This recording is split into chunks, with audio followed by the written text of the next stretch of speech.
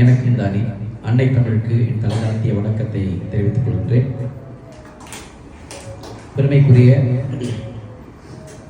இந்த வரலாற்று சிறப்புமிக்க சிலாமா திருநகருக்கு, இது உடைய வரலாற்று சிறப்புமிக்க சிலாமா. இந்த சிலாமாவை நாங்கள் வேற பேர் கொண்டு தமிழில் மாற்றணும். ஐயா தமிழின் பெருமையை பற்றி குறிப்பிட்டார். லாமானா பழமை அப்படின்னு பொருள். அதனால் தமிழில் இதை எப்படி நாங்கள் மாற்றணும், நான் இங்கே இருக்கும்போதே அதை மாற்றினேன். தொல்லூர் அப்படின்னு சொல்லி நான் கவிதை எழுதும் போதெல்லாம் சங்க இலக்கிய பாணியில பாடல்கள் நான் எழுதி வைத்திருக்கின்றேன். அந்த பாடலை எழுதுகின்ற பொழுது அந்த பாடல் எழுதிவிட்டு கீழே அதற்கு பெயர் தொல்லூர் கிழான் அப்படின்னு போடுவேன். அந்த பேர் யாருக்கும் தெரியாது. இது சங்க இலக்கியத்துல ஒரு புலவர் எழுதுனான்னு நினைச்சுக்குவாங்க. அதை நான் எழுதின பாட்டு எழுதின கவிதைகள்லாம். தொல்லூர்னா பழமையான ஊர் அப்படின்னு பொருள், கிழான்னா உரிமை உடையவர் அப்படின்னு பொருள். எனவே அந்த வரலாற்று சிறப்புமிக்க இந்த ஊருக்கு வரலாற்று சிறப்புமிக்க ஒரு பெருமைக்குரிய பேரறிஞர் ஐயா அட்பரசு அவர்கள். அவர் சாதாரண எளிய ஆள் இல்லை, பார்க்கறதுக்கு இப்படி எளிமையா இருக்கிறாரு. அவர் ஆக்ஸ்போர்ட் பல்கலைக்கழகத்தில் பயின்ற ஒரு பெருமகன், படித்து பட்டம் வாங்கிய பெருமகன். ஆக்ஸ்போர்ட் பல்கலைக்கழகம் லண்டன்ல இருக்கு.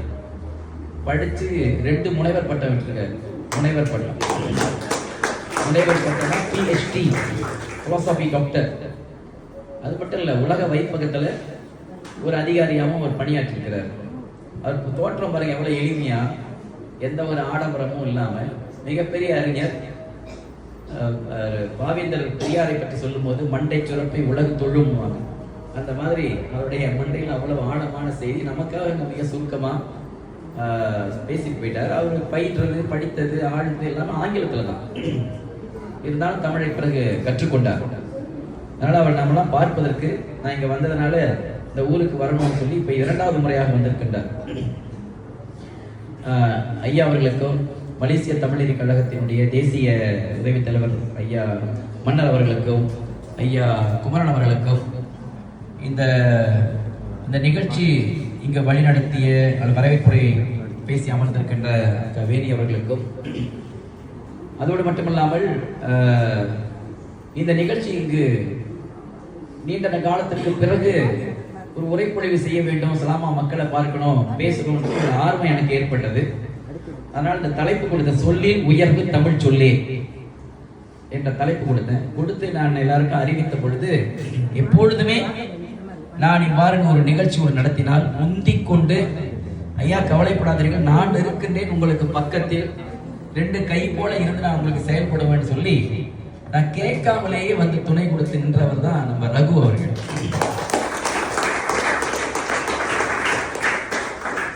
எப்போதுமே இது ஒரு முதல் முறை இல்லை, எப்பொழுதுமே சரி இதற்கு ஒரு பெருந்துணை புரிந்து கொண்டிருப்பவர் ரகு. இன்னைக்கு ரகுக்கு ஒரு சிறப்புக்குரிய நாள், இன்று அவர் பிறந்த நாள்.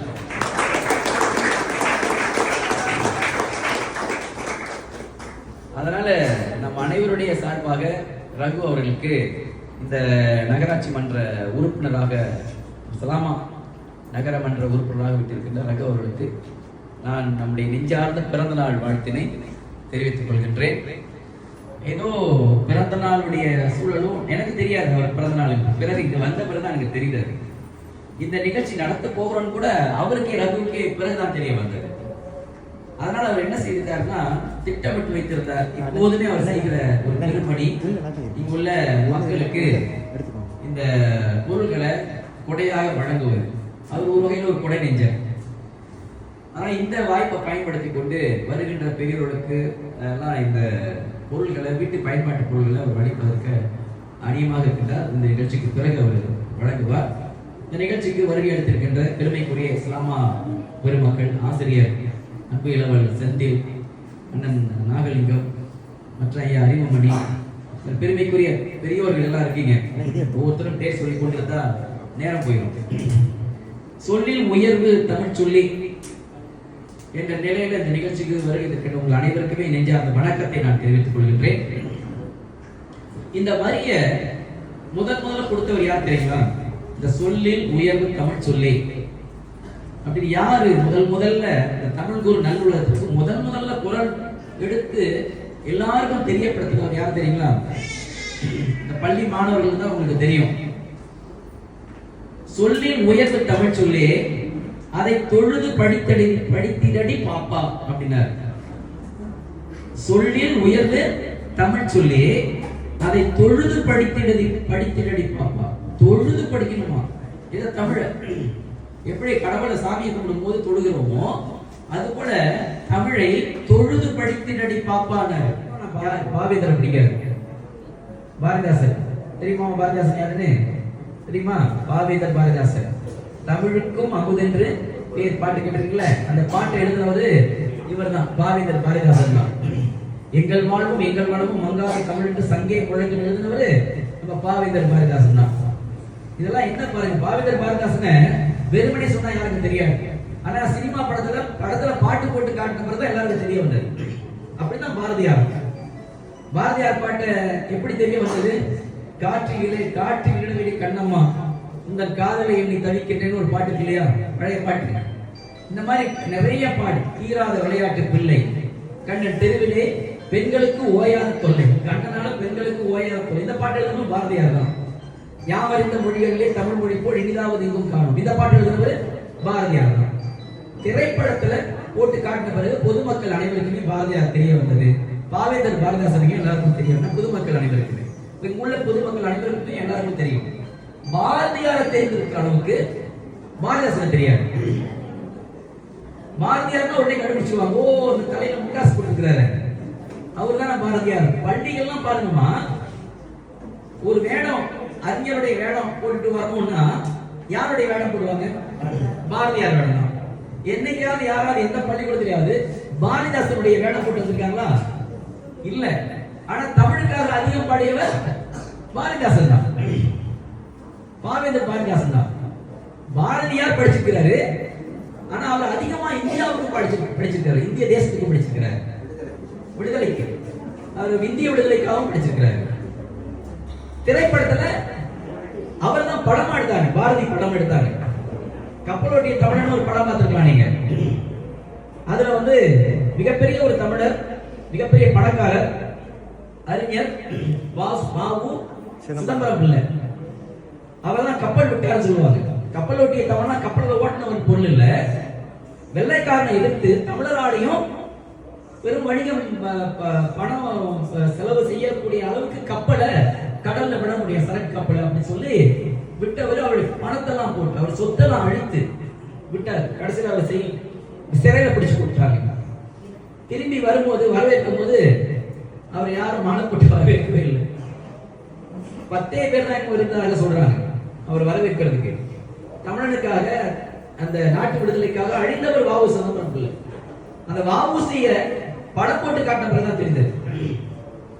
கப்பலோட்டிய தமிழனும் படம் எடுத்தாங்க அவருக்காக. அதே போல வீரபாண்டிய கட்டபொம்மை உள்ளபடி தமிழர் கிடையாது. அவருடைய உண்மையான பேர் கெட்டி பொம்முலு.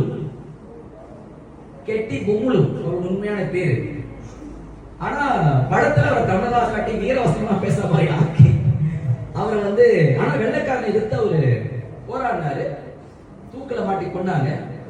சிவாஜி கணேசன் வீரபாண்டிய கட்டபொம்மனாவே அப்படி இயல்பா நடிப்பாரு. வரி வட்டி அப்படிலாம் கேட்டிருக்கீங்களே, எவ்வளவு அருமையா பெரியவங்களா தெரியும் சிவாஜி கணேசன் எப்படி பேசியிருப்பாரு. அதுல அவரை பார்த்தாலே வீரபாண்டிய கட்டபொம்மனை சிவாஜி கணேசன் தோட்டத்தை தான் பார்ப்பாங்க. அப்படி உணர்ச்சியா பேசி நடித்தாரு சிவாஜி கணேசன். படம் போட்டு காட்டின பிறகுதான் வீரபாண்டிய கட்டபொம்மன் ஒருத்தர் இருந்தார் வரலாற்று எல்லாருக்கும் தெரியும். இப்படி உலகத்திலோட தமிழறிஞர்களை, தமிழுக்காக வாழ்ந்தவர்களை யாரும் நான் போய் இன்னும் இருக்காரு. இப்ப ஐயா திருமாலனார் ஐயா சொன்னார், பாவலரையா திருமாலனார். அவர் எங்க உள்ளவர் தெரியுங்களா? எங்க உள்ளவருமா? பாவலர் திருமாலனார் கேள்விப்பட்டிருக்கீங்களா? நீங்க கேள்விப்பட்டிருக்கீங்களா? இல்ல. நீங்க கேள்விப்பட்டீங்களாமா? இல்ல. நீங்க கேள்விப்பட்டதில்லை.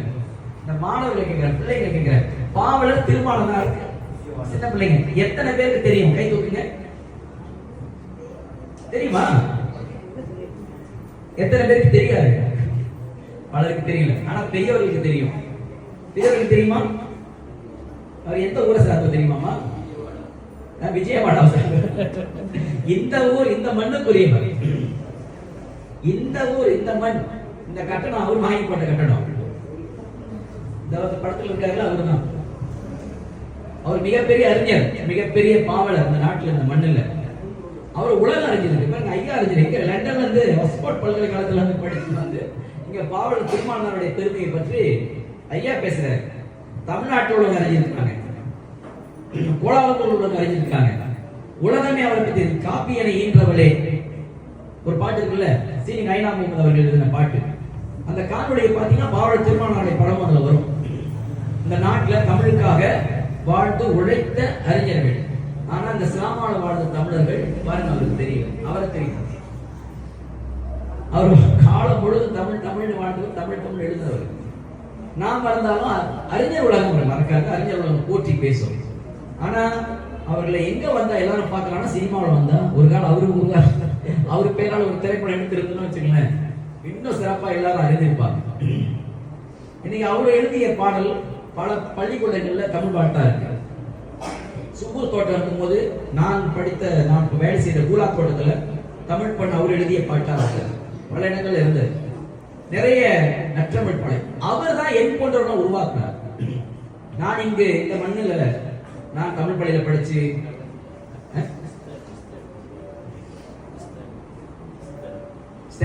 ஆமா இந்த மண்ணில் படித்து தொடக்க பள்ளியில இருந்து இஸ்லாமா தமிழ் பள்ளி இருக்கு இல்லையா, அங்கதான் நான் படித்தேன். தத்தோ ஆதிவாசி இடைநிலை பள்ளி இருக்கு இல்லையா, அங்கதான் நான் எஸ்பிஎம் வரைக்கும் படித்தேன்.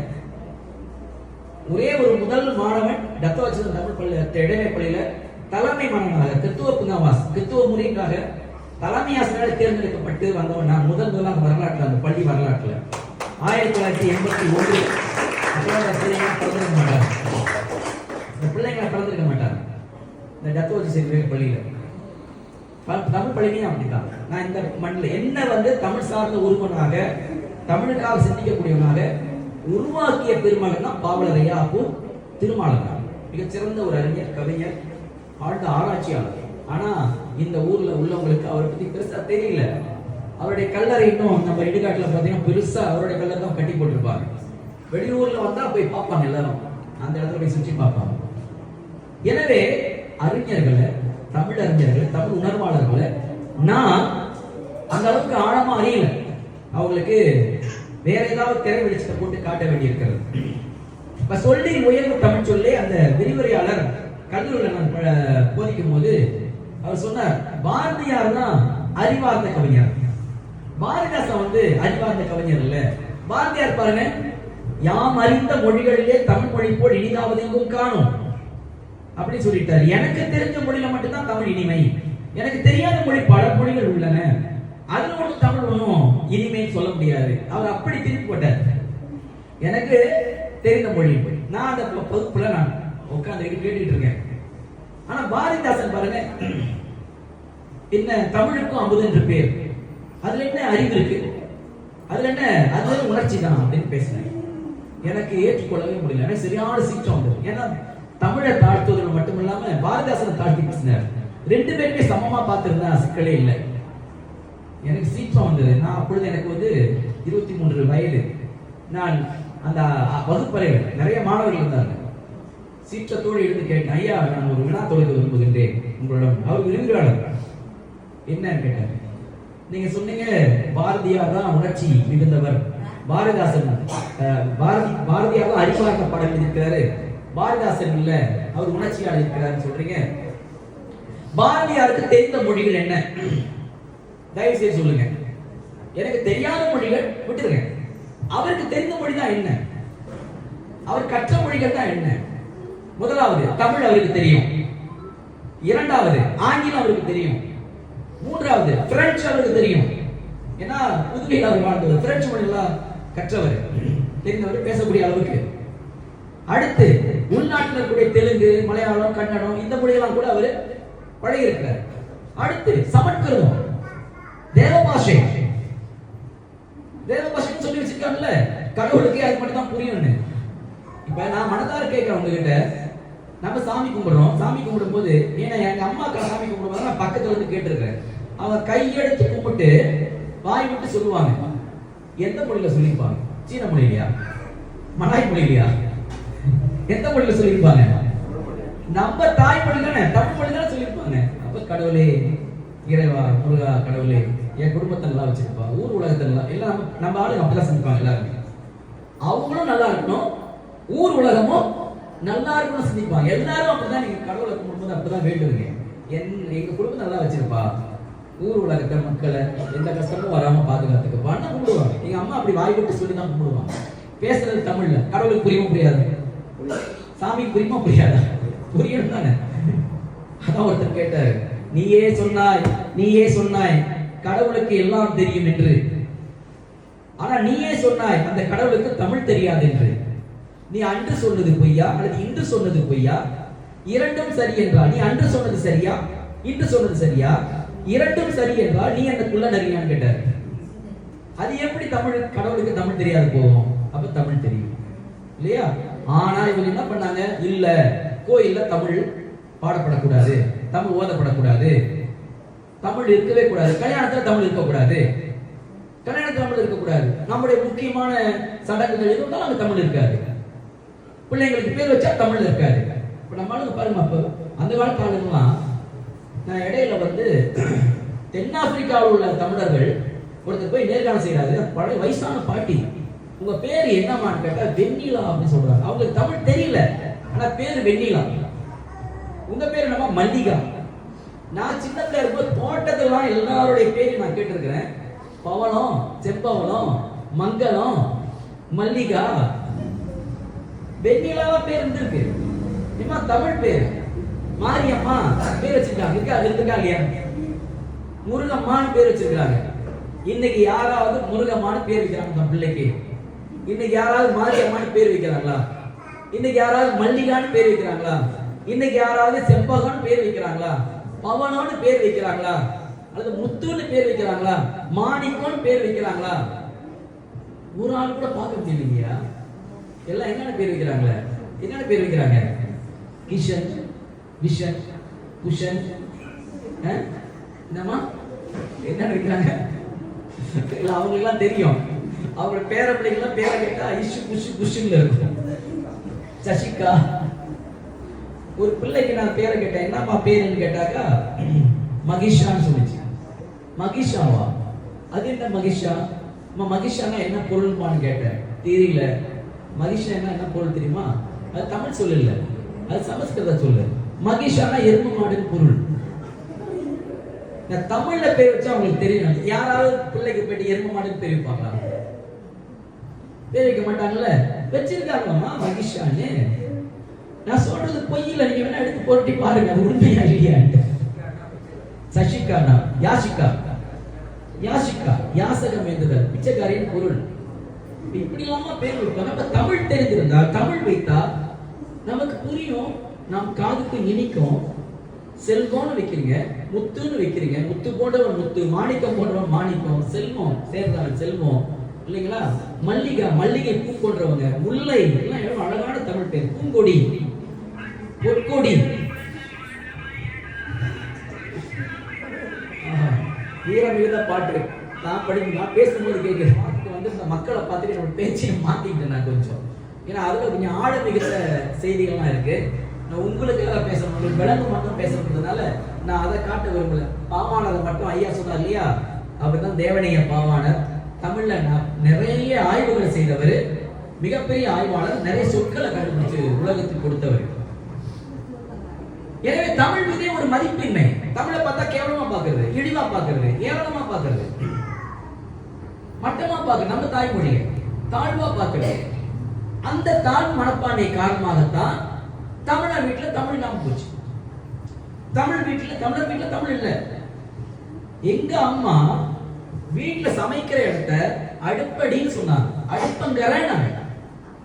உண்மைதான். நம்ம இன்னைக்கும் சமைக்கிற இடத்த அடுப்பங்கரைன்னு. அடுப்பங்கரையா? அடுப்பங்கரை ஆத்தங்கரை, அடுப்பங்கரை இல்லைன்னா அடுப்படின்னு, இல்லைன்னா சமையல் அறைன்னு. எங்க அம்மா சொல்லி நான் கேட்டு அடுப்பங்கரை போய் பாருங்க, அடுப்படியில போய் பாருங்க அப்படின்னு பார்ப்போம். ஆனா இன்னைக்குள்ள பிள்ளைங்க அடுப்பு அடி தெரியல, அடுப்பங்கரை தெரியல, சமையல் அறை தெரியல. இன்னைக்கு என்ன? கிச்சனு. இன்னைக்குள்ள பிள்ளைங்களுக்கு கிச்சன் போச்சு. அப்ப தமிழ் ஏன் அங்க இல்ல? எப்படி போச்சு? நான் சின்ன குழந்தையா வளர்ந்தோட விளக்கு விளக்கு விளக்குன்னு சொல்லி நான் வளர்க்கப்பட்ட விளக்கு சொன்ன வாய் இன்னைக்கு விளக்கு இல்ல, லைட்டு. லைட்டை போடு, சுவிட்சை போடு, டிவி, ரேடியோ, சேர், டைனிங் ஹால், சோஃபா செட்டு, வீட்டுல ஒவ்வொரு சொல்லு, ஒரு சொல் கூட தமிழ் இல்லை, எல்லாமே பாத்ரூம். கழிப்பறை என்ற சொல் இல்லாத போச்சு. முன்ன மலக்கூடன்னு சொன்னாங்க, அது கூட இல்ல. கழிப்பறைன்னு சொல்லலாம் அழகான தமிழ்ல, இல்லாத போச்சு. ஆக நம்ம மொழியை நாமே தரக்குறைவா நினைச்சு நம்முடைய சொற்களை நாமே நம்ம வாயில பேசாம மறுக்கிறது, விட்டுறது. உங்களுக்கு தெரியுங்களா, அந்த காலத்துல காய்கறி ஒன்று வாங்க போனாங்க. எங்க போனாங்க? எதுக்கு போனாங்க? காய்கறி வாங்க போனாங்க. ஆனா இன்னைக்கு போறவங்க காய்கறி வாங்க போல, சையோர் வாங்க போறாங்க. உண்மையா இல்லையா நான் சொல்றது? எங்க போறீங்க? பசாருக்கு போறேன். எதுக்கு போறீங்க? சையோர் வாங்க போறேன். சையோர் நம்ப முடியா? சையோர் எங்க போயிட்ட பாருங்க. ஆங்கிலத்தை ஒரு பக்கம் தூக்கி பிடிச்சுக்கிட்டு இன்னொரு பக்கம் மலாய் மொழியை நமக்குள்ள நம்ம அன்றாட வாழ்க்கையில பயன்படுத்துறது.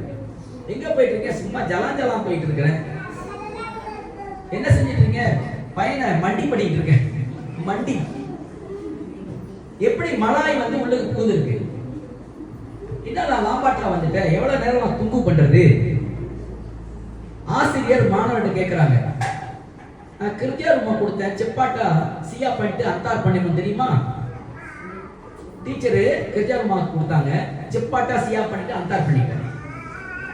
நடைமுறையில இப்படி மலாய் மொழியும் ஆங்கில மொழியும் கலந்து கலந்து கலந்து கலந்து உருவாகி தமிழரே தமிழை மட்டமாக தாழ்வா நினைத்து தமிழ் சொற்கள் எல்லாம் எளிமையில் புரியும் தமிழ் சொற்களை எல்லாம் மறுத்து ஒதுக்கி தமிழ் தெரியாத ஒரு தலைமுறை எதிர்காலத்துல மலாக்காவில் வந்து மலாக்கா செட்டிமார்கள் கேள்விப்பட்டிருக்கீங்களா? மலாக்கா செட்டிமார்கள் வந்தாங்க. எப்ப 10ஆம் நூற்றாண்டு 10ஆம் நூற்றாண்டு காலகட்டத்தில் வந்து அவங்க மலாயாவுக்கு வணிகத்துக்காக வந்தவங்க. அப்படி வணிகத்துக்காக வந்த அந்த மலாக்கா செட்டிமார்கள் அங்கேயே குடியிருந்து அப்படியே தமிழ் மொழியை படிப்படியா மறந்து தமிழரா இருக்கிறாங்க, தோற்ற தமிழரா இருக்கிறாங்க, தமிழை மறந்துட்டாங்க. அவங்க தமிழ் தெரியாது, இல்ல மலாய் தான் பேசுறாங்க. அவங்க கோயில போய் சாமி கும்பிடும்போது முருகா தோடுவங்களா முருகா சயா பாஞ்சா சுசாலா முருகான்றாங்க. சொல்றது உண்மை. அருணகிரிநாதர் ஒருத்தர் இருந்தாரு தெரியுங்களா? அவர் தான் திருப்புகழ் எழுதினார். இந்த முத்தை தரு பத்தி திருநகை அத்திக்கிற ஜத்தி சரவண முத்துக்குரு வித்துக்குருவர என ஓத அப்படி பாட்டு வரும். இந்த பாட்டை எழுதும் போது அவருக்கு ஒரு கதை வரும்.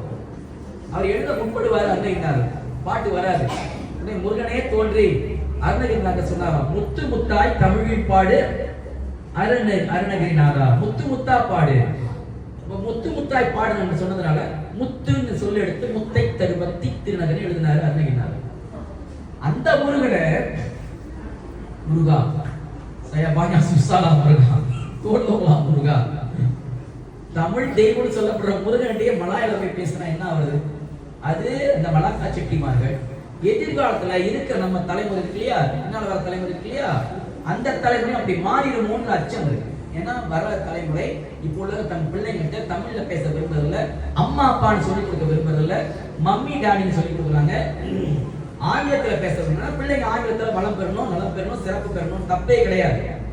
ஆனா முதல்ல பிள்ளைங்களுக்கு சொல்லி கொடுக்க வேண்டியது, முதல்ல பிள்ளைங்களோட நெஞ்சத்தை பதிப்பிக்க வேண்டியது நம்ம எல்லாருக்கும் பொதுவா இருக்கக்கூடிய நம்முடைய தாய்மொழி தமிழ். நான் கடந்த ஆண்டு இந்த பள்ளிக்கூடத்துக்கு வந்தேன், இஸ்லாமா தமிழ் பள்ளி. அந்த இஸ்லாமா தமிழ் பள்ளியில நான் வந்து பார்க்கிற பொழுது, ஒரு காலத்துல நான் படிக்கிற பொழுது 200 பிள்ளைங்க அப்படி படிச்சு கொடுத்த காலகட்டங்க. இன்னைக்கு இந்த பள்ளியில எத்தனை பேர் தெரியுங்களா? வெறும் 80 பேர் தான். முதன்மை அந்த பாட படிக்கிறவங்க 80 பிள்ளைங்க தான். அவ்வளவு பெரிய கட்டணம், 80 பிள்ளைங்க தான் படிக்கிறாங்க. இந்த இஸ்லாமாவுல ஆட்கள் குறைஞ்சிட்டாங்க தமிழர்கள். பிள்ளைங்க நீங்க குறைஞ்சிருச்சா? எங்க போனாங்க மற்ற பிள்ளைங்களாம்? இந்த பெற்றோர்கள் எல்லாம் எங்க போனாங்க? ஒரு பகுதி பெற்றோர் நான் கேள்விப்பட்டேன், எல்லாம் மலாய் பள்ளிக்கு, சீன பள்ளிக்கு இப்படி தங்க பிள்ளைகளை அனுப்புறாங்கன்னு சொல்லி. எதிர்காலத்துல பாருங்க, 200 பேர் படித்திருந்த இடத்துல இன்னைக்கு எத்தனை விழுக்காடு குறைஞ்சிருச்சு? 80 பேர் தான் என்று சொன்னால், மற்றவங்களாம் சீன பள்ளியும் மலாய் பள்ளியும் போய் படிக்கிறாங்கன்னா இன்னும் எதிர்கால நிலைமை எண்ணி பாருங்க. அந்த 80 குடும்பம் இருக்கிறீங்கள, அந்த குடும்பமும் எதிர்காலத்தில் பிள்ளைங்க தமிழ் பள்ளிக்கு அனுப்பவில்லை என்றால் இந்த சலாமா நகர்ல தமிழ் பள்ளி இல்லாத, தமிழ் பள்ளி மூடப்படும். இது எவ்வளவு பெரிய மிக மிக சிக்கலான கேடான ஒன்று நம்ம இனத்திற்கு, நம்ம மொழிக்கு, நம்ம பள்ளிக்கு என்று நினைச்சு பாருங்க. தமிழ் பள்ளின்னு ஒன்று இருக்கிறனால தான் இந்த நாட்டில் தமிழ் வாழுது. தமிழ் பள்ளி இல்ல, தமிழ் அழிஞ்சிடும். இந்தோனேஷியாவில் நான் படித்த ஒரு காலகட்டத்தில் எண்ணிக்கை பார்த்தேன், 15 லட்சம் தமிழர்கள் இருந்தாங்க தமிழை பேசிக்கொண்டு. இந்தோனேஷியாவில் நம்மை விட அதிகமான தொன்மை வாய்ந்த தமிழர்கள் அங்க இருக்கிறாங்க. வணிக மொத்தமா போனவங்க, படையை மொத்தமா போனவங்க, நிறைய ஊர் பேர்கள் தமிழ் பேரா இருக்கு. குருணைன்னு பேர் இருக்கு இல்லையா, அந்த பேர் தமிழ் பேர், பொருணை நதி என்ற பெயரால் வைக்கப்பட்டது. அதே போல மதுரா தீவுன்னு ஒரு தீவு இருக்கு இந்தோனேஷியாவில், ஜாவா பக்கத்தில் இருக்கு. மதுரையின் நினைவாக வைக்கப்பட்ட பெயர். அந்த மதுரா தீவுல மக்கள் பேசுகிற ஒரு அந்த மொழிக்கு பேர் அவன் எழுதுறான் பாசா கெரிஞ்சி அப்படின்னு. பாசா கெரிஞ்சினா என்ன பொருள்னா மலைவாழ் மக்கள் பேசுகின்ற மொழி அப்படின்னு எழுதுறான். தமிழ்ல குறிஞ்சினா மலையும் மலை சார்ந்த இடம், மலை மலை என்று பொருள். அதனால மலைவாழ் மக்கள் குறிஞ்சிய கெரிஞ்சினா மாத்தி வச்சுட்டு அப்படி திரும்பி போய் நினைக்கிறேன். 15 லட்சம் பேர் பேசி வாழ்ந்த அந்த நாட்டுல இன்னைக்கு 10-15 கூட இல்ல, அது அப்படியே குறைந்து குறைந்து குறைந்து குறைந்து ஒரு 15,000 கூட இல்ல, தமிழே தெரியாத ஒரு சிலர் மட்டுமே தமிழ் தெரிந்த மக்களாக, பிள்ளைகள் தமிழ் தெரியாதவர்களாக, பெரியவர்கள் ஓரளவு தமிழை திக்கி திக்கி பேசுறவர்களாக, பிள்ளைகள் அறவே தமிழ் தெரியாதவங்க மாறிட்டாங்க. இந்தோனேஷியாவோட நிலைமை இருக்கு. இந்த நாட்டுல மட்டும்தான் நான் சொல்றேன், தமிழ்நாட்டுக்கு அடுத்து இலங்கைக்கு அடுத்து அதிகமா மக்கள் தமிழ் பேசுற ஒரு நாடு மலேசியா தான். அந்த நாட்டிலையும் எதிர்காலத்துல பிள்ளைகள் தமிழ் படிக்க தவறிவிட்டார் என்றால் இந்த நாட்டிலையும் தமிழ் அழிஞ்சு போகும், தமிழ் மறைஞ்சு போகும், தமிழ் அழிந்து போகும். தமிழ் அழிஞ்சு போவதா இல்லையா என்று நம்முடைய வாழ்க்கை முறையில நான் பார்த்துக்கலாம். நான் சொன்ன சொல்லில் உயர்வு சொல் தமிழ் சொல்லில் பாரதியார் சொன்னார். அந்த விருதுகள் பேசும்போது அந்த கேள்வியை கேட்டார். அப்போ உங்களுக்கு தெரிந்த மொழி தெய்வ மொழி, தெய்வ பாஷை, தேவனுக்கு மட்டுமே விளங்குற ஒரு மொழி சமஸ்கிருதம் அவருக்கு தெரியும் இல்லையா? அப்ப என்ன சொன்னாரு? உலகத்திலேயே தெய்வ மொழி என்று சொல்லப்படுற சமஸ்கிருதம், இலக்கிய மொழி என்று சொல்லப்படுகின்ற பிரெஞ்சு மிகச்சிறந்த மொழி, உலக மொழி என்று சொல்லப்படுற ஆங்கிலம், இவை எல்லாத்தையும் விட சிறந்த தமிழ் சொல்லிட்டாரையா. அப்ப நீங்க எப்படி எனக்கு தெரியாத மொழிகள்லாம் இருக்கு, அது ஒன்றும் அவரு சிறந்த மொழி தமிழ் சொல்லலன்னு சொல்றீங்க? அந்த ஒரு கேள்வி கேட்டேன். இரண்டாவது கேட்டேன், நீங்க பாரதியார் அறிவார்ந்த பாடகர், பாவேந்தர் உணர்ச்சியான பாடகர் சொல்றீங்க. இப்ப பாரதியார் ஒரு பாட்டு எழுதியிருக்காரு, இது அறிவா உணர்ச்சியா அல்லது அறிவற்ற தனமான என்ன விடை சொல்லுங்கன்னு கேட்டேன். இப்ப ரகு தேசிய நாளை முன்னிட்டு இந்த சிறப்பு அன்பளிப்புகளை உங்களுக்கு கொடுக்குவார். பெரிய கொடை நெஞ்சத்தோடு உங்களுக்கு இன்னும் கொஞ்ச நேரத்தில் நான் பேச்சை நிறுத்திய பிறகு அடுத்து அவர் அந்த பணியை செய்வார். பாரதியார் மக்கள் எல்லாரும் பசி பட்டினியோ வாழக்கூடாது, எல்லாரும் வயிறார சாப்பிட்டு வாழணும்னு எண்ணம் உடையவர் பாரதியார். அதனால என்ன பண்ணாருன்னா ஒரு வரி எழுதினார், தனி ஒருவருக்கு உணவில்லை எனில் சகத்தினை அழித்திடுவோம். தனி ஒருவருக்கு உணவில்லை எனில் சகத்தினை அழித்திடுவோம். ஒரு தனியாருக்கு சாப்பாடு உலகத்தை அழிச்சிருவோம் தான் பொருள். உண்மைதானே? சகனா உலகம், தனி ஒருவருக்கு உணவில்லை ஜகத்தினை அழித்திடுவோம். நான் கேட்கிறேன், ஒரு ஆளுக்கு சாப்பாடுனா என்ன செய்யணும்? சரியான ஆளா இருந்தா என்ன செய்யணும்?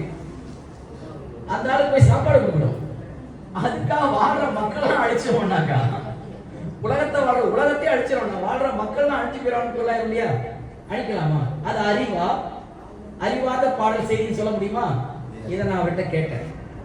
அவரால் பதில் பேச முடியல, திகைச்சு போயிட்டார்.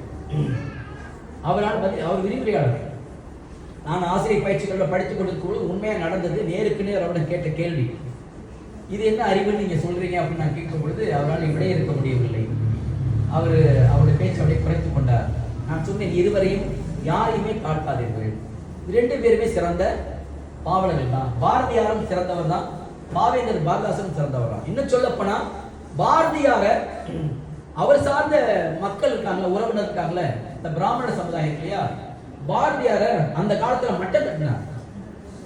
பாரதியார உலக மகாகவி மாப்பாவலன் சொல்லி உலகத்தெல்லாம் குரல் கொடுத்து தூக்கி பாரதியார் தான் என் தலைவன், என் ஆசான், என் வழிகாட்டின்னு சொன்னவர் பாவேந்தர் பாரதிதாசன். அதனால அவர் பேரையே பாரதிதாசன் வச்சுக்கிட்டார். யார்? பாவேந்தர் பாரதிதாசன். எனவே யாரையும் மட்டம் தட்டக்கூடாது, இழிக்கக்கூடாது, படிக்கக்கூடாது. அப்படியான நிலையில பாரதியாரை நாம ஏன் மதிக்கிறோம்னா, அவர் தமிழுக்காக பாடிய பல பாடல்கள்ல முக்கியமான பாடல் இது உண்டு. இந்த சொல்லில் உயர்வு தமிழ் சொல்லே. தமிழ் சொல் என்பது இன்னும் ஒரு 5-10 நிமிடத்தில் நான் நிறைவு செய்து கொள்கிறேன். தமிழ் சொல் என்பது, தமிழ் மொழி என்பது ஐயா சொன்னது போல உலகத்தின் மிக தொன்மை வாய்ந்த மொழி, உலகமெல்லாம் பரவிய மொழி. உலகத்தில் பல்வேறு பழங்குடியின எல்லா மொழிகளையும் தமிழ். நம்ம நாட்டு மொழியான மலாய் மொழியிலும் நிறைய தமிழ் சொற்கள். நான் அதுக்குன்னு ஒரு ஆய்வே தனியா செய்திருக்கேன். நம்ம நாட்டு மலாய் மொழியில தமிழ் இருக்கு. நீங்களே சொல்லலாம், தமிழ் இருக்கா இல்லையா? மலாயில இருக்கா இல்லையா? என்ன சொல்லு இருக்கு? கண்டுபிடி பார்ப்போம். என்னம்மா சொல்லுங்க, ஏதாவது தெரிஞ்சா சொல்லுங்க. சொல்லுமா. ராஜா. ராஜா என்பது அது தமிழ் போல நமக்கு தெரியுது. ஆனா ராஜா என்பது தமிழ் சொல் கிடையாது, அது வட சொல், சமஸ்கிருத சொல். தமிழ்ல அரசன். அரசன் என்ற சொல் அரையன் அப்படின்னு மாறி, அரையன் ராயன் மாறி, ராயன் ராஜ் மாறி, ராஜ் ராஜன் அப்படின்னு சமஸ்கிருதம் போனுச்சு. ஐயா சொன்னாரு கிடாய், அது தமிழ் சொல். நம்மளுடைய கடை அங்க போய் எப்படி மாறி இருக்கு? கிடாய் மாறி இருக்கு. நம்முடைய பூ அங்க பூங்கான் மாறி இருக்கு. பூங்கா நம்ம அழகா சொல்றோம், அங்க பூங்கான் மாறி இருக்கு. நம்முடைய கொத்தமல்லி, கொத்தமல்லி குத்தும்பா. நம்முடைய கழுதை, கழுதை இருக்குல்ல, கால் இருக்கும் கழுதை, அங்க எப்படி மாறி இருக்கு? கேள்டாய் மாறி இருக்கு. ஒன்றா இரண்டா? நம்முடைய பல சொற்கள் துரோவம் என்ற சொல்ல நான் பார்த்தேன். தமிழ்ல துருவுதல்னா துளையிட்டு போதல் பொருள், அது அப்படியே துருவோம். துருவோம் தமிழ் சொல். பூலாட், இதெல்லாம் நான் வேறு சொல்லாய் செய்தேன். தமிழ்ல புல் புல்லம்னா வட்டம் பொருள், அது அப்படியே பூலாட் அங்க. அதே போல முன்சொல் அப்படின்னா தோன்றுதல் பொருள். தமிழ்ல முன் முண்டுதல், முந்துதல் தோன்றுதல் பொருள், அது அப்படியே மலாயில இருக்கு. இதான் வேறு சொல் என்று நான் ஆய்வு செய்தேன். இந்த மலாயில வெளிப்படையா தெரிஞ்ச சொற்கள், பல சொற்கள் உள்ளன. ஊர் பெயர்கள் பல இடங்கள்ல ஊர் ஊர் ஊர்னு இருக்கும். ஊர்னே மலாய்ல ரொம்ப அதிகமா வேண்டாம், இது கேட்க வேண்டாம். மலாய்க்காரர்கள் பேர் என்ன? மலாய் தானே, மலாய் மொழி தானே. இந்த மலாய் என்ற சொல்லே அவர்களுக்கு அந்த பெயரை கொடுத்தவரை தமிழர்கள் தான், தெரியுமா? அது ஏன்னா தமிழர்கள் இந்த மண்ணுக்கு அவங்க வணிக நிமித்தமா வந்த போது சங்க இலக்கிய காலத்திலே வந்திருக்கிறாங்க. சங்க இலக்கிய காலத்துக்கு பிறகு 2000 ஆண்டுகளுக்கு முன்னே வந்திருக்காங்க தமிழர்கள் இந்த மண்ணுக்கு. வரும்போது இங்க பார்த்தாங்க மலையும் மலை சார்ந்த இடமா இருந்தது. மலையும் மலை சார்ந்த இடமா இருக்கனால இந்த ஊருக்கு பேர் வைக்கும்போது மலையூர் அப்படி பேர் வைத்தாங்க. இந்த நாட்டை பேர் வைக்கும்போது மலையூர் பேர் வைத்தாங்க. இது நான் சொல்லல, இந்த நான் சொல்ற இந்த கருத்தை எழுதினவர் யார் தெரியுங்களா? டாக்டர் ஸ்லாமட் முல்ஜானா அப்படின்னு சொல்லப்படுற ஒரு இந்தோனேசிய வரலாற்று ஆசிரியர். ஒரு இந்தோனேசிய வரலாற்று ஆசிரியர் சிரிவிச்சையா அப்படின்னு ஒரு நூல் இருக்கு, நீங்க தேடி பாருங்க. அந்த நூல்ல இதை பதிவாக்கியிருக்காரு. இந்த மலையூர் என்ற சொல் தமிழ் சொல். இந்த ஊருக்கு மலையூர்னு அவங்க பேர் வைத்தாங்க. இந்த பேர் தான் அப்படியே மலாயா அப்படின்னு மாறி வந்திருக்கு, மலாயூர் மாறி வந்திருக்கு. ஏன்னா மலையும் மலை சார்ந்த இடத்துல வாழ்ந்தவர்கள் அவர்களை பார்த்ததும் மலையூரை சார்ந்தவர்கள் என்று தமிழர்கள் தான் பேர் சூட்டினார்கள். குறிப்பே இருக்கு அந்த இனத்திற்கு பேரு. சரி, அது ஒரு பக்கம். நான் சீன மொழி எடுத்து ஆய்வு செய்தேன். நான் சீன மொழி எடுத்து ஆய்வு செய்ததுக்கு காரணம் இந்த எதிர்ப்புறத்தில் இருக்கு இல்லையா, இது சுகை, இது வந்து தம நேசா. இந்த எதிர்ப்புறத்தில் அந்த குடியிருப்பு இருக்கு, என்ன சுகைத்ரா. அந்த சுகைத்ராப்ல கிட்டத்தட்ட 24 ஆண்டு காலமாக நான் வாழ்ந்தோம். நான் வந்து 6 வயசுல இருந்து என்னுடைய ஆசிரியர் பயிற்சிகளுக்கு போயிட்டு திருப்பி நான் ஆசிரியராக பணியாற்றுக்கு வருகின்ற காலம் வரைக்கும் இந்த சுகைத்ராப் தான் நான் இருந்தேன். அதனால இங்க பலருங்க இருப்பீங்க, ரகு இங்க தான் இருக்காரு, இன்னும் மற்றவங்க சுகைத்ராப் இங்க இருப்பீங்க. சீனரோடு சீனரா அவங்களோட விளையாடி அவங்களோட மொழியை கேட்டு அவங்களுடைய பேச்சை கேட்டு நாம் எல்லாம் பார்த்துருப்போம். என் நண்பர்கள், நான் இடைநிலை பள்ளியில் படிக்கும் போது கூட என் சுற்றியுள்ள நண்பர்கள்லாம் சீனர்கள் தான், ரொம்ப நெருக்கம் அவங்க தான். எனக்கு மலாய்க்காரர்கள் இருக்காங்க, நான் அறிவியல் பிரிவு படிச்சதுனால சீனர்கள் ரொம்ப நெருக்கம். அவங்க பேசும்போது நிறைய ஒத்து கவனிச்சிருக்கிறேன். நம்ம நீ நான் அப்படி சொல்றோம் இல்லையா, நீன்னு சொல்றதுக்கு சீன பிள்ளை என்ன சொல்லுவான், நீ தான் சொல்லுவான். நீ கான் அப்படின்னா ஒரு சீன மொழி தெரிஞ்சவங்க இருக்கலாம் யாராவது, அவங்க அப்படியே நீ கான் அப்படின்னு தான் சொல்லுவாங்க சீனத்துல. நம்ம நீ சொன்னாலும் நீ தான், கான் சொன்னா என்ன பொருள், பார் அப்படின்னு பொருள்.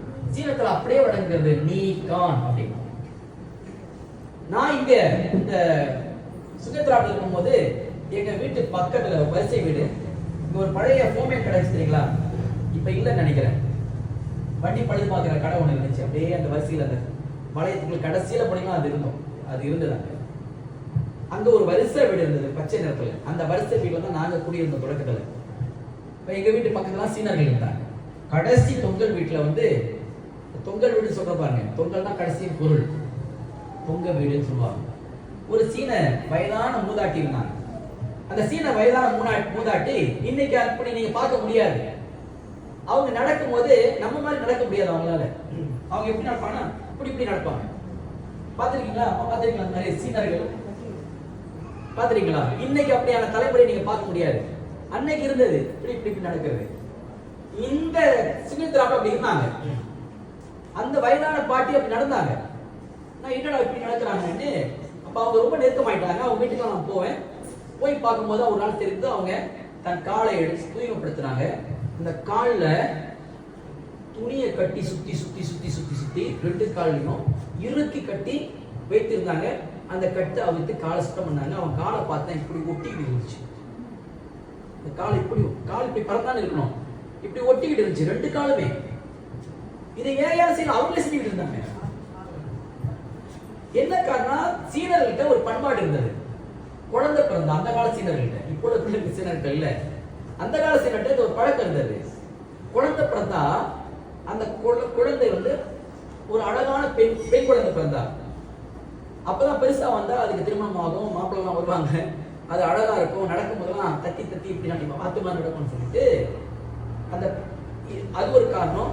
இல்லைன்னா வீட்டை விட்டு ஓடி போயிடும், ஓடி போகக்கூடாது அப்படின்னு சொல்லிட்டு அந்த சின்ன குழந்தையோட காலில் துணி எடுத்து சுத்தி கட்டி வச்சிருவாங்க.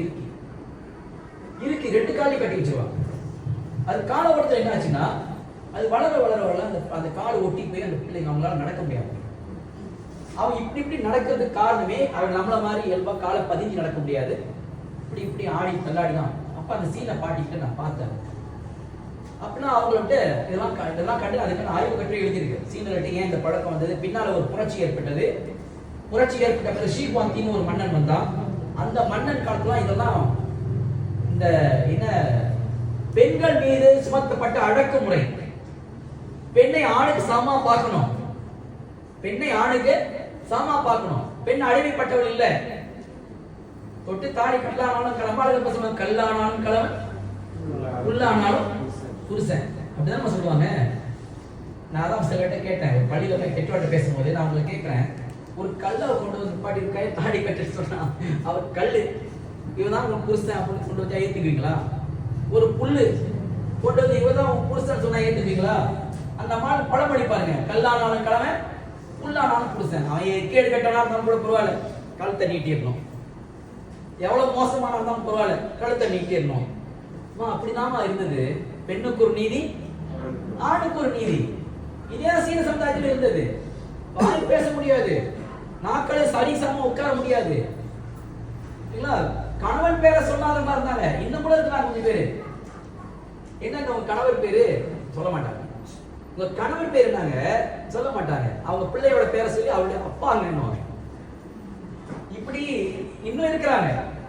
வீட்டுக்கு முற்றத்துல வர மாட்டாங்க, சரிசமமா உட்கார மாட்டாங்க. இன்னொரு பெரிய கொடுமை நம்ம சமுதாயத்தில் இருந்தது. பெண்களுக்கு கணவனை இழந்து விட்டால், நான் கண் கூட பார்க்க, நான் நிறைய தமிழ் திருமணம் செய்து வைக்கிறேன். கணவனை இழந்து விட்டா அப்படியான பெண்ணை எந்த நல்லது கட்டத்திலும் முன்னுக்கு வந்து நிற்க கூடாது, முன்னுக்கு வர மாட்டாங்க. கல்யாணம் தான் பெத்த பிள்ளைக்கு பெத்த பிள்ளைய கண்ணு முன்னால கல்யாணம் பண்ணும். இந்த தாய் வந்து பெண்ணுக்கு பக்கத்துல நிக்க மாட்டாங்க, தாலி எடுத்து கொடுக்க மாட்டாங்க. ஏன்னா கணவன் இல்லையா. இது எவ்வளவு பெரிய கொடுமை. 10 மாசம் சுமந்த வயிற்றுல சுமந்து பெற்றெடுத்த அந்த தாய்க்கு எவ்வளவு மனம் வலிக்குமா வலிக்காது? நான் கேட்கிறேன், வலிக்குமா வலிக்காது? இது கொடுமை. நம்ம சமுதாயத்திலேயே இந்த ஆண் ஆதிக்கத்தால பெண்களை ஒடுக்கிற முறை வச்சு சீன சமுதாயத்திலேயே இருந்தது. அதான் அந்த நான் கல்யாணம் பண்ணி தமிழ் கல்யாணம் வைக்கும் போது அந்த மாதிரிலாம் என்கிட்ட யார் எவசனம் என்கிட்ட பேச சொல்லுங்க. பெத்த தாய் தான் உங்களுக்கு நிக்கணும், பெத்த தந்தை தான் உங்களுக்கு நிக்கணும். தாலியை பெத்த தாயும் தந்தையை தான் எடுத்து கொடுக்கணும். அப்படிதான் நான் வந்து கட்டாயப்படுறேன். யாரும் எந்த காரணமும் பெண்களை ஒதுக்கிறது, அவங்க தான் முன்னுக்கு வந்து நிக்கணும். எனவே சீனர்கள் அப்படி இருந்தாங்க. இந்த ஷீபாந்தி வந்து ஒழிச்சா, அதுக்கு பின்னால மிகப்பெரிய கம்யூனிஸ்ட் புரட்சி ஏற்பட்டது. அப்புறம் கம்யூனிஸ்ட் புரட்சி, மாவோஸ் இவங்கெல்லாம் வந்தாங்க. அதன் பிறகு கொமிங்டாங் கட்சி, டாக்டர் சன்யாசன் அப்படின்னு ஒருத்தர் வந்தாரு. இவங்களாம் மேற்கத் நாடுல படிச்சுட்டு வந்தவங்க, மிகப்பெரிய மாற்றத்தை ஏற்படுத்தாங்க. அவங்க கிட்ட சீனர்கிட்ட பேசினாங்க, இதெல்லாம் இவ்வாறான மூட நம்பிக்கைகள், இவ்வாறான பண்பாடுகள், ஒருத்தர் அடக்கிற பண்பாடுகள் கோளாறுலாம் நம்மகிட்ட கூட தூக்கி போடுங்க வெளியில் சொல்லிட்டு சீன சமுதாயத்திட்ட கல்வி புரட்சி ஏற்படுத்தி அவங்களை முன்னு கொண்டு வந்தாங்க. அந்த வயசான பாட்டி அவங்க கிட்ட பேசும்போது அந்த சின்னகிராப்ல எப்படி கூப்பிடணும் சொன்னா, அவங்க என் காதுகிட்ட சொன்னாங்க, என்ன இனிமேல் நீ எப்படி தெரியுமா கூப்பிடணும்? அவங்க மலையாள பேச தெரியாத மலையாள சொன்னாங்க, ஆயின்னு கூப்பிடு. நான் அப்ப அந்த நேரத்தில் தெரியல, நான் சின்ன பையன். ஆயின்னு கூப்பிடு. ஏன்னா சீன சமுதாயத்துல அவ்வாறான வயது முதிர்ந்த பெண்களை ஆயின்னு கூப்பிடணும். இந்த ஆயியா இப்ப பிறகு மொழியை எடுத்து ஆராய்ச்சி பண்ணி பார்க்கும்போது நம்ம மக்களும் தமிழ்ல ஆயின்னு இருக்கா இல்லையா? ஆயி ஆயி மகமாயி ஆயி ஆச்சி, இப்படி பல சொற்கள் சீனத்துல இருப்பதை நான் பார்த்தேன். அதுவும் பெரிய ஆராய்ச்சி கட்டுரை நான் எழுதி வச்சிருக்கேன். சீனத்துல, லத்தீன்ல, கிரேக்கத்துல ஐயா சொன்னார் இல்லையா, அது அதே போல அபரிஜினிஸ் மக்கள், ஆஸ்திரேலியாவில் பழங்குடி மக்கள், உலகம் எல்லாம் எங்க போனாலும் அவங்களுக்குள்ள தமிழ் இருக்கிறத பார்க்கிறோம். ஆனா அப்படியான தமிழை ஏற்றி போற்றி தூக்கி மதித்து தமிழ்ல பேசாம, தமிழ்ல பேர் வைக்காம, நல்ல தமிழ்ல பேசாம, தமிழ்ல வீட்டுல பேர் வைக்காம பிள்ளைங்களுக்கு, குழந்தைகளுக்கு தமிழர்கள் வாழ்பட்டு வருகிறார்கள். பாரதியார் சொன்ன சொல்லின் உயர்வு தமிழ் சொல் அப்படின்னு சொன்னாரு. பாரதியார் சொன்னாரு தமிழ் சொல் தான் உயர்ந்தது சொன்னாரு. அப்படியான தமிழை நாம், தமிழ் நம்முடைய தாய்மொழியை தமிழை நம்ம வீட்டுல இல்லாம நம்ம தூக்கி இனிமேல் கடவுளை வழிபாடு பண்ணி தமிழ்ல வழிபாடு செய்யுங்க. தமிழ் தெரிந்த ஒருத்தரை வச்சுட்டு திருமணம் நடத்துங்க. தமிழ் தெரிந்த ஒருத்தர் தேவார திருவாசகம் கோயில்ல படிக்கலாம் இல்லையா? தேவார திருவாசகம் நம்ம நாயன்மார்கள் 4 பேரு, தேவாரம் எழுதியது 3 பேர் தான் தெரியுங்களா? தேவாரம் எழுதினவரு அப்பர், சுந்தரர், திருநாவுக்கரசர், அப்பர், சுந்தரர், அடுத்து திருஞான சம்பந்தன். இந்த 3 பேர் தான் எழுதினாங்க. 4 இனிசியால் தமிழ் பரப்பு ஞான சம்பந்தன் அப்படின்னு எழுதினார் திருஞான சம்பந்தன். தமிழ்ல இருக்கு. திருக்குறள் நாமெல்லாம் என்னன்னா திருக்குறள் முன்படுத்துறோம். ஏன் திருக்குறள் முன்படுத்துறோம்னா, திருக்குறள் தான் வாழ்க்கை நெறிய சொல்லுது. பொய் பேசாத, ஏமாத்தாத, மனிதனா நினை, எல்லாரும் சமன் நினை, அன்பு செலுத்த, எல்லார் மீதும் அன்பு செலுத்துங்க, எரிஞ்சு பேசாதீங்க.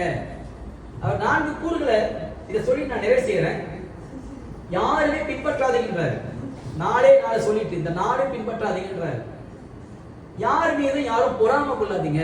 1வது சொல்ற, யார் மீது யாரும் பொறாமை கொள்ளாதீங்க. 2வது சொல்ற, பேராசை கொள்ளாதீங்க. எனக்கே எல்லாம் வேண்டும், அடுத்தவங்களுக்கு வேண்டவே வேண்டாம், எனக்கு மட்டும் தான் வேணும். இந்த வீட்டுல சமைச்சு வைக்கும் போது அம்மா 4 வடை செஞ்சு கொடுக்காச்சுங்க. 4 பேர் தான் வீட்டுல இருக்கிறாங்க. 4 பேர் தான் வீட்டுல இருந்தா 4 வடை தான் வச்சிருக்காங்க சாப்பிடுறதுக்கு. இந்த பிள்ளைங்க யாருக்காவது வடை மீது அதிகமான ஆசை இருந்தா ஒரு வடை எடுத்துட்டு தெரியாம இன்னொரு வடை எடுத்துரும். இது பேராசை. 4 பேர் தான் வீட்டுல இருக்காங்க, 4 வடை தான் இருக்குன்னா மனசுல நமக்கு வரணும், நமக்கு எடுக்க வேண்டிய வடை எத்தனை? 1 தான். ஏன்னா மத்தவங்களுக்கும் தேவை, நமக்கு வேண்டியது எடுத்துட்டு மத்தவங்களுக்கு கொடுக்கணும்ன்ற எண்ணம் வரும். அதனால பேராசை கொள்ளாதீங்க. பேராசை பெருநட்டம். 2வது சொன்னாரு. 3வது சொல்றாரு, அளவுக்கு மீறி கோபம் கொள்ளாதீங்க, ஆத்திரப்படாதீங்க. ஏன்னா கோபம் வந்து நம்ம அறிவை கெடுத்துரும், கண்ணை மறைச்சிடும் இல்லைங்களா? எப்போது மனத்துக்கு வந்து அமைதி கொள்ளுங்க. சீற்றம் அறிவை கெடுக்கும், ஆத்திரம் கண்ணை மறைக்கின்ற போது அறிவுக்கு வேலை கூடும். உன்னை அழித்திட வந்த பகைவன் என்றாலும் அன்புக்கு பாதை விடும். இது பழைய பாட்டு, இப்போ பாட்டுல அப்படி பார்க்க முடியாது. கத்தியை தீட்டாதே உங்கள் புத்தியை தீட்டு. பழைய பாட்டுமா, இப்ப பாட்டை பார்க்க முடியாது. வள்ளுவர் சொல்கிறார், ஆத்திரப்படாதீங்க, ஆத்திரக்காரனுக்கு புத்தி மட்டு. நாளா சொல்கிறார், ரொம்ப அருமையா சொல்கிறார். எந்த காரணத்தை முன்னிட்டும் யாரை பற்றியும் இல்லாததையும் பொல்லாததையும் ஒருபோதும் சொல்லாதீங்க. நம்ம வாயால பிறரை புண்படுத்தி பேசாதீங்க, இழிவுபடுத்தி பேசாதீங்க. ஐயோ பக்கத்து வீட்டு மங்கம்மாவா அவளா அப்படிப்பட்டவ இப்படிப்பட்டவ என்றோ, இந்த பக்கத்து வீட்டு முடியம்மாவா அவங்களா அன்னைக்கு அந்த மாதிரி பண்ணி தெரியுமா, அவங்க வீட்டுல இது நடந்துச்சு தெரியுமா, அவங்க வீட்டுல அவங்க புருஷன் ஓடி போயிட்டான் தெரியுமா. யார் யாரை பற்றியும் இன்னொரு வீட்டுல நடக்கிறத நமக்கு என்ன, நமக்கு ஏன் அந்த தேவை? இன்னொரு வீட்டுல நடக்கிற சிக்கல்களோ கோளாறுகளோ முடிஞ்ச அந்த சிக்கல்கள் நாம தீர்த்து வைக்க பார்க்கணுமே ஒழிய அவங்க துன்பங்களுக்கு மேல் நாம துன்பம் சேர்க்க கூடாது. வள்ளுவர் சொல்கிறார், 4 சொற்கள் சொல்லி நிறைய சொல்லியிருக்காரு. அழுக்கார், அவா, வெகுளி, இன்னாச்சொல் 4 இழுக்காய் என்று. நீங்க நல்ல மனிதர், நாம் நல்ல மனிதர்னு சொன்னா இந்த பொறாமை கொள்றது, மன எரிகிறது, அடுத்த வளர்ச்சியை பார்த்து ஐயோ நல்லா வந்துட்டான, ஐயோ நல்லா வந்துட்டான, அவன் நல்லா வந்துட்டான் வரட்டும், நீங்க துணை செய்யுங்க, நீங்களும் அவரை நல்லா வர பாருங்க அப்படின்னு சொல்ற வள்ளுவர். அழுக்காரு, அதான் அழகுனா எரிச்சல் பொருள். அவா பேராசை, எல்லாம் எனக்கே வேண்டும் என்று எண்ணுவது கூடாது. அளவுக்கு மீறி சீற்றம் கொள்ளக்கூடாது. ஏன்னா சீற்றம் என்பது மூன்று இடங்கள்ல மனிதன் முடிவெடுக்க கூடாதுமா. ஒரு முக்கியமான முடிவு எடுக்கணும். இந்த 3 நேரங்கள்ல முடிவு எடுக்க கூடாதுன்னு அதான் பொதுவா சொல்லுவாங்க. எப்ப தெரியுங்களா? ரொம்ப சீற்றத்துல இருக்கீங்க, ரொம்ப கோபத்துல இருக்கீங்க, அந்த நேரத்துல எந்த முடிவு எடுக்காதீங்க, எடுக்க கூடாது. 2வது, ரொம்ப கவலையில இருக்கீங்க, ரொம்ப மன துன்பம், ரொம்ப மன கவலையில இருக்கீங்க, மன உடைஞ்சு போன நிலையில இருக்கீங்க, அந்த நேரத்துல எந்த முடிவும் நீங்க எடுக்காதீங்க. 3வது சொல்கிறார், ரொம்ப பெரிய மகிழ்ச்சியில இருக்கீங்க, அளவிருந்த மகிழ்ச்சி, எல்லை இல்லாத மகிழ்ச்சி, அப்பா மகிழ்ச்சினா மகிழ்ச்சி, அவ்வளவு பெரிய மகிழ்ச்சி, அந்த நேரத்தில் நீங்க முடிவு எடுக்காதீங்க. ஏன் தெரியுமா? அந்த 3 நேரத்துல நம்ம உணர்ச்சி மயமா இருக்கும், நம்ம இமோஷனல் பர்சனா இருக்கும், உணர்ச்சி மயமா இருக்கும், அறிவுக்கு இடம் கொடுக்க மாட்டோம். நம்ம மகிழ்ச்சியா இருக்கும்போது நேரம் பார்த்தா அடுத்தவன் கல்லாம் வந்து உங்களுக்கு போது திரும்பி போயிருமா. ஏன்னா மகிழ்ச்சியா இருக்கும், அவன் திருடனா இல்லையா கண்டுபிடிக்க முடியாது. கோபமா இருக்கிற நேரத்துல நம்ம முடிவெடுத்தா நம்ம பிறருக்கும் தீங்கு விளைப்போம், நமக்கும் தீங்கு விளைச்சுவோம். கவலையா இருக்கிற நேரத்துல நம்ம முடிவெடுத்தால் கவலை மிகப்பெரிய மன துன்பம். அந்த நேரத்தில் எடுக்கிற முடிவு நமக்கு துன்பத்தை கொடுத்துரும், மேலும் துன்பத்தை கொடுத்துரும். எனவே மனம் அமைதியா இருக்கிற நேரத்துல, நிதானமா இருக்கிற நேரத்துல அமைவாக சிந்தித்து சரியான ஆட்களோட வழி கேட்டு நாம் முடிவெடுக்க வேண்டும். எனவே இந்த 4 கேடுகளையும் நம்ம செய்யக்கூடாது வள்ளுவர் சொல்லி நமக்கு வழிகாட்டுகிறார். இப்ப சொல்லுங்க, தமிழே தெரியல ஒரு பிள்ளைக்கு அறம் செய்ய விரும்பு எங்க போய் படிக்கும்? தமிழே தெரியல ஒரு பிள்ளைக்கு சீன பள்ளிக்கூடத்துல போய் படிக்குது, 6வது சினம் எப்படி புரியும்? ஒரு பிள்ளை மலாய் பள்ளியில போய் படிக்குது, தமிழே தெரியல, சீன பள்ளியில் படிக்குது, தமிழே தெரியல. ஓதாமல் ஒரு நாளும் இருக்க வேண்டாம், ஒருவரையும் பொல்லாங்கு சொல்ல வேண்டாம், ஒருத்தரை கூட பொல்லாங்கு, அவங்க தப்பா யாரை பத்தி பேசாதீங்க என்ற வரி பிள்ளைக்கு தெரியுமா? நான் பள்ளிக்கூடத்துல காலேஜ் எடுத்து படிக்கும் போதே என்னுடைய ஆசிரியர் எனக்கு சொல்லிக் கொடுத்தது, அறம் செய்ய விரும்பு, 6வது சினம், அடுத்து இயல்வது கரவே, ஈவது இலக்கே. இப்படி சொல்ற பிள்ளைங்க தமிழ் படிச்ச பிள்ளைங்க, தமிழ் பள்ளியில் படிக்கிற பிள்ளைங்க. மலாய் பள்ளியில் படிக்கிற பிள்ளைங்க, சீன பள்ளியில் படிக்கிற பிள்ளைங்க தெரியுமா? ஓதாமல் ஒரு நாளும் இருக்க வேண்டாம், ஒருவரையும் பொல்லாங்கு சொல்ல வேண்டாம், மாதாவை ஒரு நாளும் மறக்க வேண்டாம், வஞ்சனைகள் செய்வாரோடு இணங்க வேண்டாம். இந்த மலாய் படிக்கிற பிள்ளைக்கும் சீன பள்ளியில் படிக்கிற பிள்ளைக்கும் தெரியுமா? அப்புறம் ஏமா நம்ம ஆளுங்க இப்படி பண்றாங்க? தயவு செய்து உங்க அக்கம் பக்கம் உள்ளவங்க, இனி அடுத்த ஆண்டு பிள்ளைங்களை பள்ளிக்கு அனுப்பக்கூடியவங்கள கொஞ்சம் பொறுப்படுத்தி எனக்கு என்ன நமக்கு என்ன என்று இல்லாம இந்த இஸ்லாமாவில் இந்த தமிழ் பள்ளியில பிள்ளைகளை அதிகமா சேர்க்கறதுக்கான ஒரு பெரிய, இது யாரும் அமைப்பு தான் செய்யணும்னு நினைக்காதீங்க. கும்பலரி கழகம் அல்லது ரகு போன்றவங்க இந்த மற்றவங்க தான் செய்யணும்னு நினைக்காது. ஒவ்வொரு தமிழ் மக்களும், நம்மால் ஒவ்வொரு தாய்மாரும், நீங்க எல்லாரும் ஒவ்வொருத்தரும் நினைச்சா இந்த ஊர்ல நம்ம பள்ளியை காப்பாற்றணும். அன்பு கூர்ந்து இது என்னுடைய கடமை, என்னுடைய வேலை, நம்ம மொழியை காப்பாற்றணும் என்ற எண்ணத்தோடு சரிங்க. தமிழ் மொழி உலகெல்லாம் பறந்து எல்லாராலும் போற்றப்பட்ட மொழி, உயர்ந்து விளங்குகிற ஒரு மொழி. அப்படியான மொழி இந்த மண்ணில் எதிர்காலத்துல நாமே நம்முடைய அறியாமையை அழிச்சிடக்கூடாது, வாழ்விக்கணும் என்று உங்களை கையெடுத்து கும்பிட்டு கேட்டு, அப்படிதான் என்ன செய்ய முடியும், கும்பிட்டு கேட்டு. நான் பல்கலைக்கழகம் படித்தவன், நான் இன்னும் மொழி ஆராய்ச்சி, பல மொழிகள் நான் ஆராய்ச்சி பண்ணிட்டு இருக்கேன். பல சொற்கள் ஆராய்ச்சி பண்ணி இந்த மலேசியாவில் பல சொற்கள் நான் கண்டுபிடிச்சு கொடுத்துருக்கேன். நான் கண்டுபிடிச்சு கொடுத்துருக்கேன். வாட்ஸ்அப் என்ற சொல்லுக்கு ப்ரோனவுன் சொல்லாம தெரியுமா? புலனம். அந்த சொல்ல நான் கொடுத்தது நானு. வலைவழின்னு சொல்லு யூடியூப்க்கு அந்த சொல்ல கொடுத்தது நானு. அந்த பெருமைக்காக சொல்ல நான் என்ன செஞ்சிருக்கேன்னு சொல்றேன். சிசிடிவி அதுக்கு தமிழ்ல என்ன? இதுக்கு மறைகாணின்ற ஒரு சொல்ல, அந்த சொல்ல நான் உருவாக்கினேன். அதே போல கேபிள் கார் இதுக்கு தமிழ்ல என்ன? தொங்கூர்தி. இந்த சொல்ல நான் உருவாக்கினேன். நீங்க பாடநூல்கள் அந்த சொல் விளங்குகிறது. நீங்க ஃபேஸ் மாஸ்க் இந்த இது கோவிட் பெருந்தொற்று வந்த காலத்துல நூற்றுக்கணக்கான சொற்கள் எல்லாம் கவிச்சுக்கிட்டு இருந்தாங்க. நான் விடிய தூங்காமல் பன்னூற்றுக்கணக்கான சொற்களை உருவாக்கி கிடந்தேன். அதுதான் கோரணி நச்சில், அது நான் உருவாக்கி கொடுத்தது. வைரஸ்க்கு நச்சில் முதலா சொல்லி கொடுத்தேன் நான். டவுன் பண்டான் இருக்கு இல்லையா? டவுன் பண்டான் எல்லாம் டவுன் பண்ணான்னு சொல்லிட்டு இருக்காங்க. ஐயோ தமிழ்ல சொல்லு இல்லையா? அதுக்கு ஆராய்ச்சி அதுக்கு நருந்தாழைன்னு ஒரு சொல் கொடுத்தேன். மனம் வீசக்கூடியது, சமையலுக்கு பயன்படுத்தக்கூடிய தாழை வகை சார்ந்தது. அதே போல தப்பீர்னு சொல்லிட்டு ஒரு விலங்கு இருக்கு. தப்பீர் அந்த விலங்குக்கு நான் முதலாக கயப்பன்றின்னு ஒரு சொல் கொடுத்தேன். கயப்பன்றி. கயப்பன்னா கைனா யானை மாதிரி இருக்கும், தும்பிக்கை. ஆனா பன்றி வகையை சேர்ந்ததா இருக்கும். இப்படி பன்னூற்றுக்கணக்கான சொற்கள் பள்ளிக்கூடம் இன்னைக்கு பல சொற்கள் புழக்கத்தில் வருது. இது என்னுடைய பணி, இந்த மலேசிய தமிழர்களுடைய பணி. இந்த சலாமானத்தினுடைய இயக்கம் தான் அந்த இயக்கம். தமிழுக்காக வாழ்ந்து கொண்டிருக்க, இயங்கி கொண்டிருக்கிற பன்னூற்றுக்கணக்கான தமிழ் மக்களுக்கு நம்ம தமிழ்ல பேர் வைக்கிறோம். இப்ப நம்ம அமைப்பு சார்ந்த பிள்ளைங்க எடுத்தீங்கன்னா எந்த பிள்ளை எடுத்துக்கீங்க எல்லாருக்கும் தமிழ் பேர் தான். முத்தரசி, முத்தழகி, கோவழகி, இப்படி அன்பரசி, அன்புமலர், அறிவழகி, அறிவுமணி, செல்வரசு, செந்தில், நூற்றுக்கணக்கான பிள்ளைகள் எல்லா பிள்ளைகளுக்கும் தமிழ் பேர் தான் வைக்கும். அருள் விழி, இது என்னோட பிள்ளைங்க அருள் விழி, அருள் நங்கை, அருளினி. நான் என்னுடைய பிள்ளைங்களாம் தமிழ் பள்ளி படிச்சவங்க. நானும் தமிழ் பள்ளி படிச்சவன், பட்டதாரி. என் பிள்ளைங்களும் தமிழ் பள்ளி படிச்சாங்க.